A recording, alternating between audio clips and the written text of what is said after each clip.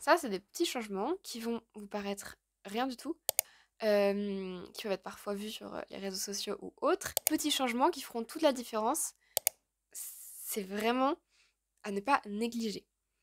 Bienvenue à tous dans un nouvel épisode de Psyché, le podcast qui explore la vie, l'organisation, les études, la pensée. Je suis Clémence, une étudiante infirmière qui partage ses connaissances, sa vision et tout ce qui pourrait vous être utile pendant vos études tout en vous motivant. Sans plus attendre, je vous invite à nous rejoindre dans ce voyage. Installez-vous confortablement avec un thé ou une autre boisson réconfortante et laissez-vous emporter par cet épisode. Que ce podcast soit une source d'inspiration et de clés pour vous tous. Bienvenue dans l'univers captivant de Psyché. Prêt à commencer ? Bienvenue dans ce nouvel épisode. Le thème du jour, c'est comment faire pour recharger ses batteries. Aujourd'hui, je vous emmène dans un petit voyage auditif sur comment faire pour que nos batteries nous permettent d'avoir une vie plus équilibrée et épanouissante. Avec la vitesse à laquelle va nos vies, nous sommes souvent absorbés par les exigences, les deadlines, ce qui laisse rarement le temps de nous ressourcer correctement. C'est pourquoi il est hyper important de comprendre comment récupérer notre énergie, qu'elle soit physique, mentale ou émotionnelle. Il faut comprendre un principe fondamental. Chacun de nous possède une batterie d'énergie. Aujourd'hui, nous allons explorer les moyens de la recharger efficacement. Dans ce podcast, on va examiner 4 grandes idées qui chacune représente une pièce de ce puzzle. La première idée, c'est qu'est-ce qu'une batterie d'énergie dans le corps et comment est-ce qu'on peut détecter les signaux qui indiquent qu'on est en train de s'épuiser. Ensuite, il y a l'importance du sommeil. Comment est-ce qu'une bonne qualité de sommeil peut radicalement changer notre énergie et notre journée. La troisième, c'est l'alimentation. En quoi est-ce que ce carburant permet de nous faire avancer. On va voir aussi avec l'analogie de la voiture pour comment choisir les bons carburants et comment ça peut optimiser nos performances quotidiennes. Et ensuite, on ira sur le domaine de l'activité physique et de l'écoute de soi. Comment est-ce que l'activité physique a un rôle et comment est-ce que le fait de s'écouter joue dans tout ce processus. Enfin, il y a la récupération psychologique. Comment faire pour avoir de vraies pauses, pour vraiment se ressourcer et se déconnecter mentalement pour restaurer un certain équilibre. Les vraies pauses, c'est pas faire 3 heures de TikTok, c'est pas faire 3 heures de Reels sur Instagram, mais pour autant, ça peut faire du bien. Donc, comment est-ce qu'on peut trouver des vraies alternatives ? Donc, j'espère que vous êtes installés confortablement et on va donc pouvoir commencer avec les batteries d'énergie dans le corps humain. Faut imaginer le corps humain comme une machine. Elle est alimentée par une source d'énergie qui est interne. Aujourd'hui, on appellera cette énergie la batterie. Elle joue un rôle crucial dans la manière dont nous, on peut fonctionner. Dans le corps humain, la batterie, c'est notre réserve d'énergie physique, mentale et émotionnelle. C'est les trois à la fois. Et elle est le carburant qui a propulsé nos actions, nos pensées et nos émotions. Comment est-ce qu'on peut essayer de voir ça de manière plus précise ? La batterie d'énergie, c'est une métaphore qui englobe le bien-être au niveau global. Ils sont influencés par des facteurs tels que le sommeil, l'alimentation, l'activité physique, la santé mentale, la santé émotionnelle. Et en comprenant un peu ce lien entre batterie et énergie, on va pouvoir mieux appréhender la nécessité que notre batterie soit toujours à un niveau minimum et pas passer en dessous. Je sais que nos vies sont toutes très remplies et parfois on s'oublie, on a des difficultés à reconnaître les signaux, qu'on n'arrive pas à se dire qu'on est épuisé et qu'on veut toujours en faire plus. C'est là qu'il faut se rendre compte qu'on a chacun des signaux propres de l'épuisement. Ces signaux, ils peuvent prendre différentes formes, allant de la fatigue à la diminution de la concentration, ça peut être des changements d'humeur, ça peut être des problèmes de sommeil, mais même toute autre chose, l'irritabilité, etc. Donc il faut déjà savoir soi-même les reconnaître pour éviter cet épuisement. Si on n'est pas capable de soi-même reconnaître ces signaux, on ne pourra pas agir en conséquence. Maintenant, comment est-ce que nous, on peut être attentif avant qu'il soit trop tard ? Donc, c'est plus les conseils pratiques pour déterminer ces signaux. Il faut écouter son corps, apprendre le temps de s'observer, être attentif, se dire « Oh, ce midi, j'ai moins mangé. Est-ce que c'est juste parce que j'avais trop mangé la veille? Est-ce que c'est plus parce que j'avais moins faim parce que j'avais pas forcément besoin? Ou est-ce que au contraire, c'est parce que mon corps il me dit hé, fais attention. C'est pareil au niveau du sommeil. Est-ce que j'ai beaucoup de réveils? Est-ce que c'est normal? Est-ce que c'est pas normal? Il faut vraiment se baser sur soi et ses ressentis personnels. Il y a aussi la réactivité émotionnelle. C'est est-ce que je suis plus irritable avec mon entourage, ma famille, mes amis? Est-ce que j'ai plus envie de voir du monde? Est-ce qu'au final je suis beaucoup plus solitaire? Est-ce que j'ai plus envie, beaucoup moins envie de faire certaines choses dans mon quotidien? Et ça vraiment c'est à prendre en compte. Il y a aussi la gestion du stress et la relaxation. Ça peut être vraiment des outils qui peuvent contribuer à maintenir notre batterie d'énergie. Donc, à partir du moment où on peut être proactif dans la détection des signaux, on peut mieux les appréhender. Donc, il y a un des signaux qui peut être le sommeil. Le sommeil, c'est le moment où notre cerveau et du coup nos batteries d'énergie se rechargent naturellement. C'est là où l'esprit se régénère pour affronter une nouvelle journée. Donc, il faut prendre un peu le sommeil comme un paramètre de la santé au global. Le sommeil, c'est pas un état passif où le cerveau il fait rien. C'est un processus qui est dynamique et qui est essentiel pour notre fonctionnement physique et mental. Il y a un rôle dans la considération de la consolidation de la mémoire, de la régulation des émotions, de la réparation des tissus, de la régulation du poids, des hormones, enfin bref, tout un tas de choses qui font que le sommeil c'est super important et que c'est vraiment des choses à prioriser. On dit généralement que les heures les plus importantes sont avant minuit. Donc voilà, les recherches aussi ont montré que la privation de sommeil, elle peut avoir des conséquences graves sur la santé, y compris des problèmes cardiovasculaires, des troubles métaboliques, etc., etc. Donc ça montre à quel point le sommeil, c'est central. Il faut aussi voir que des personnes, juste en changeant leur heure de coucher, leur heure de réveil, elles ont réussi à être plus performants, plus concentrés, des parents qui peuvent être par exemple plus patients avec leurs enfants, etc. Ça, c'est des petits changements qui vont vous paraître rien du tout, mais je vous promets que la qualité du sommeil va faire que votre journée va être plus ou moins euh, plaisante au global. Imaginez le cas d'une personne qui, après des nuits hyper agitées, décide de prioriser son sommeil en mettant par exemple une routine du soir, c'est-à-dire des petites habitudes qui vont faire que le soir, imaginons, après le repas qui se prend à telle heure, il va aller, je sais pas moi, prendre sa douche, et il va aller se faire une tisane, aller regarder la télé. Je conseillerais quand même d'éviter les écrans, même si c'est vous, votre manière d'aller vous coucher, pourquoi pas, même si pour autant, au niveau cognitif, etc., c'est pas la meilleure des choses à faire. Je conseillerais plutôt de lire un livre, de écrire des choses si vous avez envie, de faire des activités hors écran si vous êtes hyper créatif, faire, je sais pas moi, une activité plus manuelle avant de vous coucher. Et faire ça tous les soirs pour que votre cerveau se dise, par exemple, tamiser les lumières aussi. C'est toutes ces choses-là que votre cerveau va faire, ah, il y a ça, donc maintenant c'est peut-être l'heure de se coucher. Le sommeil, il va aussi vous aider à gérer votre stress. Si vous voulez un épisode entier dédié au stress, mettez-le moi en commentaire ou mettez-le moi en DM sur Instagram, je ferai ça avec grand plaisir. Et vous dites pas, ah non mais moi de toute façon je suis un oiseau de nuit, je peux faire la fête tous les jours, je suis jamais fatiguée. Malheureusement, c'est pas comme ça que ça fonctionne. Même pareil, si vous dites ouais je suis un lève tôt, je me réveille toujours à 5h du matin, c'est mon métabolisme, etc. Alors oui certes, il y a peut-être une part de votre métabolisme et de votre manière de fonctionner au global, mais je vous promets que on a besoin d'un minimum de sommeil et que si vous vous couchez à 23h et que vous vous levez à 5h du mat tous les jours, je suis pas sûre que vos besoins minimums soient couverts. Sauf cas particulier où dans ces cas-là, vous avez eu un suivi médical ou alors un avis sur le sujet.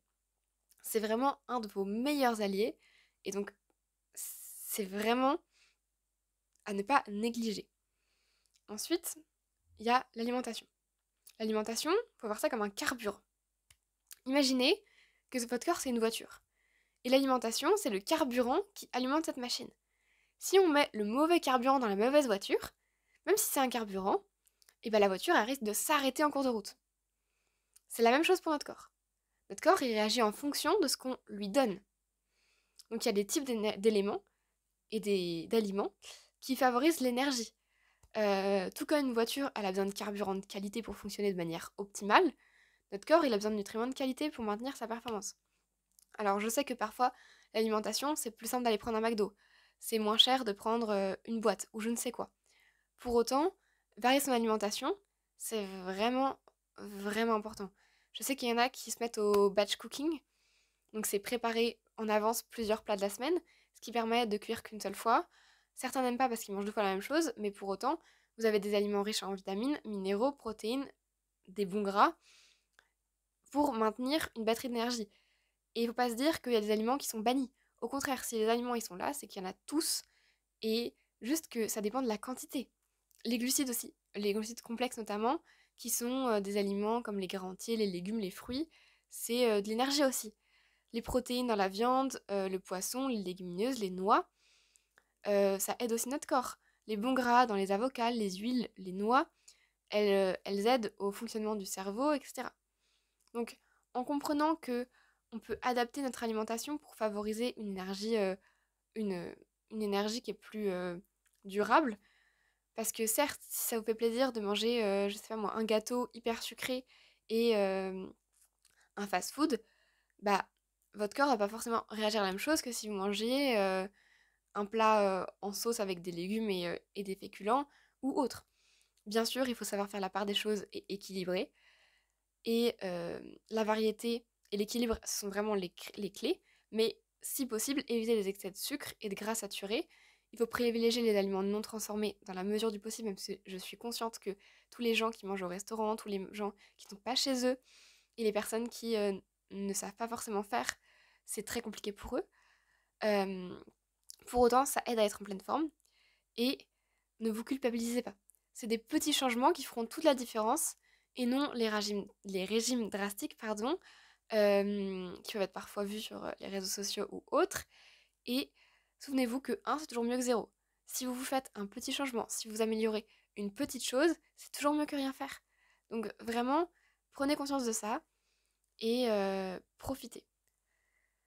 Euh, Si possible aussi, planifiez vos repas pour avoir un peu en tête ce que vous allez manger dans la semaine, de ce que vous avez un peu même sur les 2 3 jours si vous pouvez, mais au moins avoir en tête ce que vous allez manger, comme ça c'est plus simple pour les courses, c'est plus simple pour l'organisation, vous savez que si vous pouvez cuire 2 choses à la fois, bah, c'est plus simple, etc.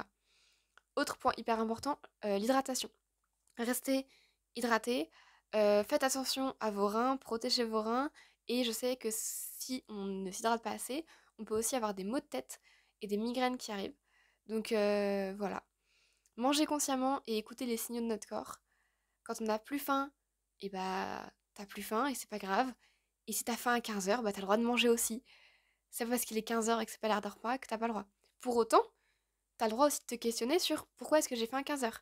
Est-ce que c'est parce que j'ai pas mangé le midi et que j'ai oublié? Est-ce que c'est parce que le midi j'ai pas assez mangé et j'ai mangé que un truc sur le pouce et que bah, c'était pas suffisant?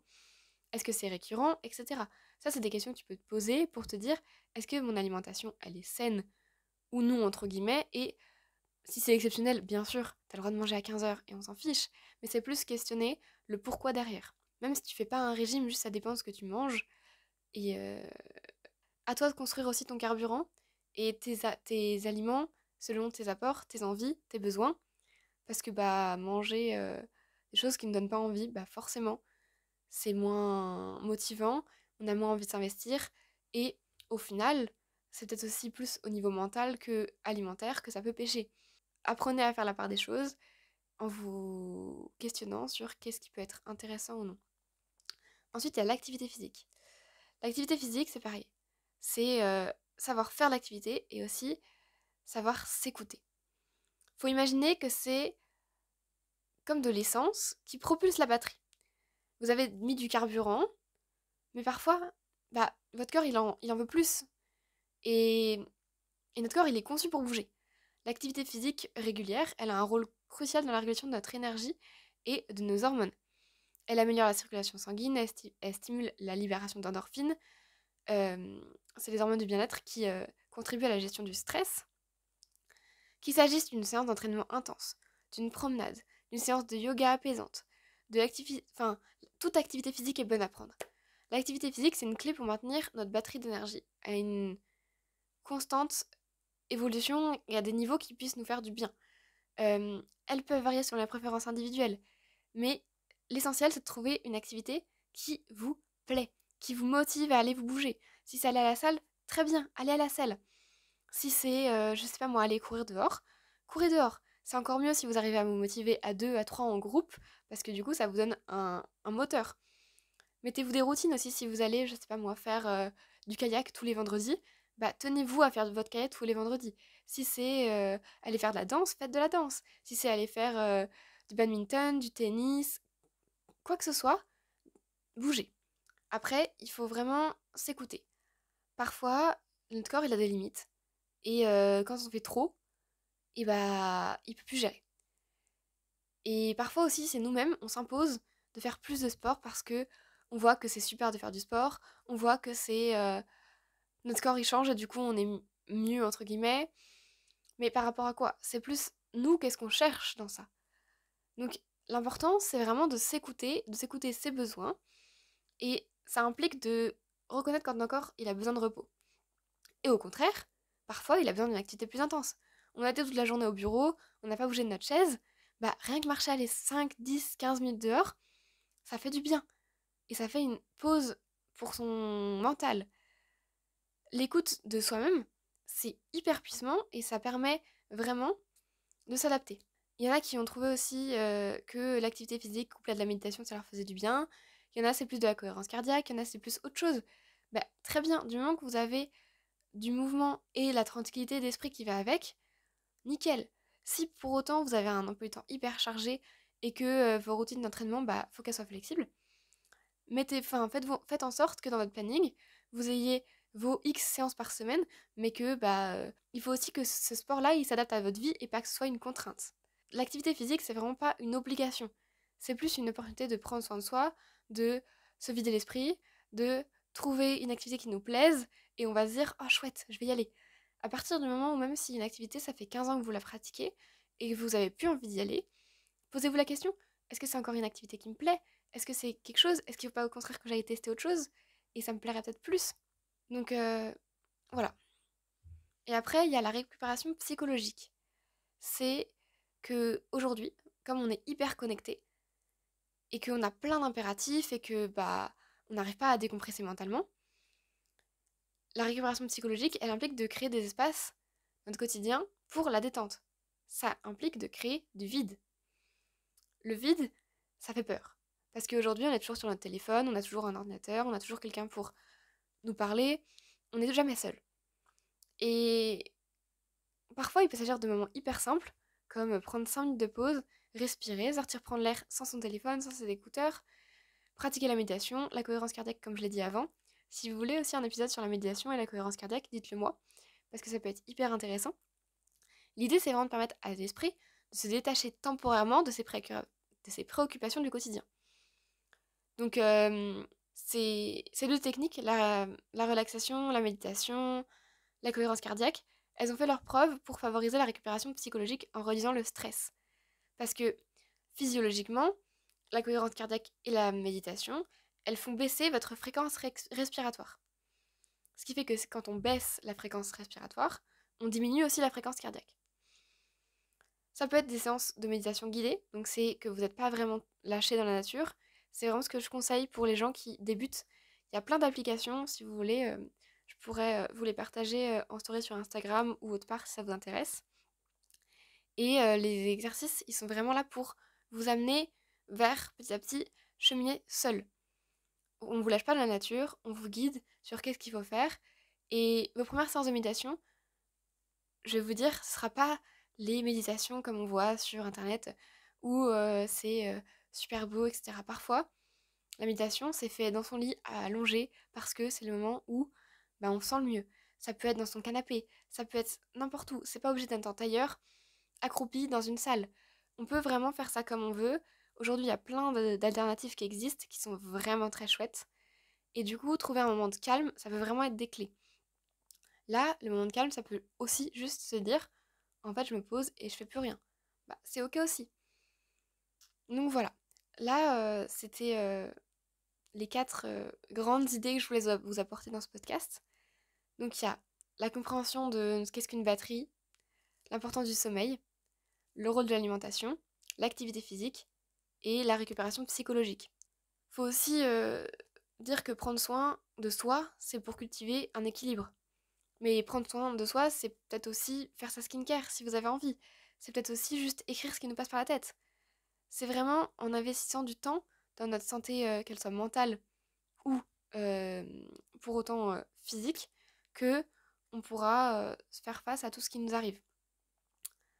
Enfin, je vous invite à partager vos expériences et vos conseils pour que vraiment l'espace commentaire soit une bulle de ressources pour comment est-ce que vous rechargez vos batteries, quelles pratiques fonctionnent pour vous, comment vous faites pour vous déstresser, comment vous faites pour récupérer, comment vous faites pour faire des pauses, est-ce qu'il y a des choses que j'ai dit qui vous parlent ou pas. J'ai vraiment envie que cet espace ce soit une communauté de bien-être et d'échange. Donc merci de m'avoir accompagnée dans ce podcast.